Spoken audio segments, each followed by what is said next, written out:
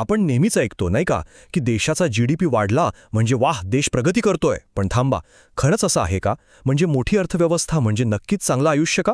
चला आज ह्याच प्रश्नाचा जरा खोलात जाऊन विचार करूया. तर आजच्या या भागात आपण नेमकं हेच समजून घेणार आहोत.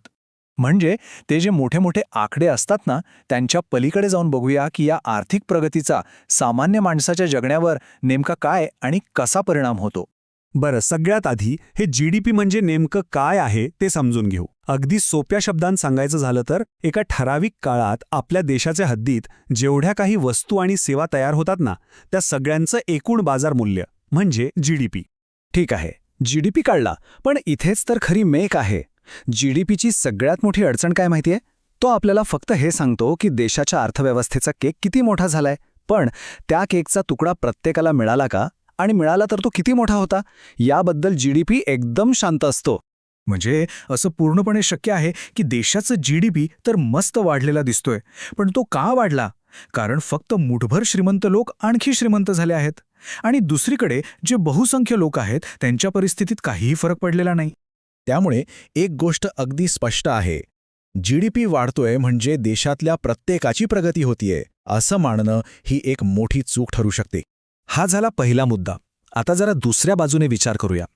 कधीकधी काय होतं, आपल्याला वाटतं अर्थव्यवस्था वाढत आहे, पण खरं तर फक्त वस्तूंच्या किमती वाढलेल्या असतात. मग याचं काय?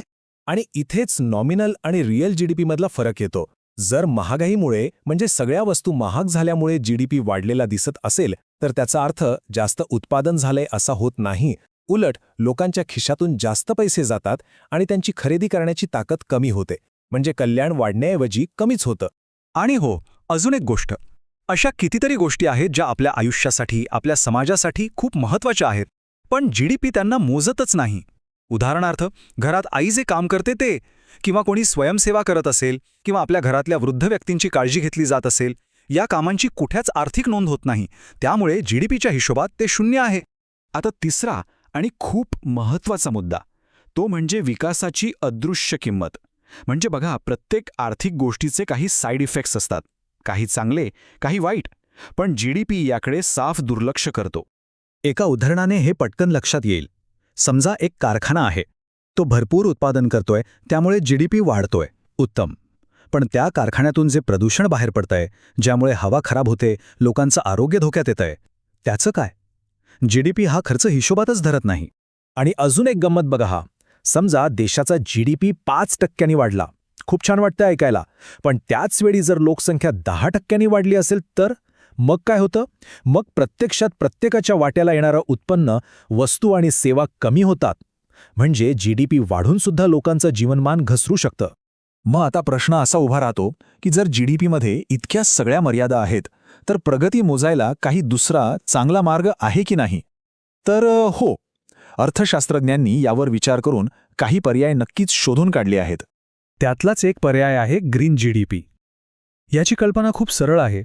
तुम्ही तुमचा नेहमीचा जीडीपी घ्या आणि त्यातून ते उत्पादन करताना पर्यावरणाचं जे काही नुकसान झालंय ना, त्याची किंमत वजा करा. मग जे उत्तर येईल ते विकासाचं खरं चित्र दाखवतं. याशिवाय दुसरा एक खूप महत्त्वाचा निर्देशांक आहे, तो म्हणजे मानवी विकास निर्देशांक, ज्याला आपण HDI म्हणतो.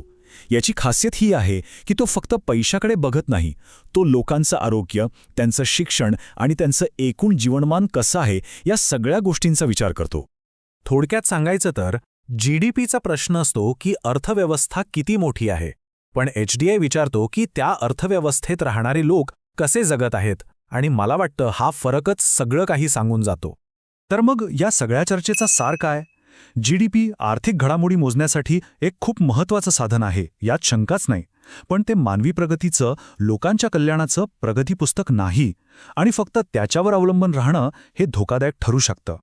हे आपल्याला एका मूलभूत प्रश्नाकडे घेऊन जातं. जर आपण प्रगती फक्त आणि फक्त पैशातच मोजत राहिलो, तर मग मानवतेचं, आपल्या नात्यांचं, आपल्या आनंदाचं मूल्य कुठे मोजलं जाणार? विचार करायला लावणारा प्रश्न आहे ना.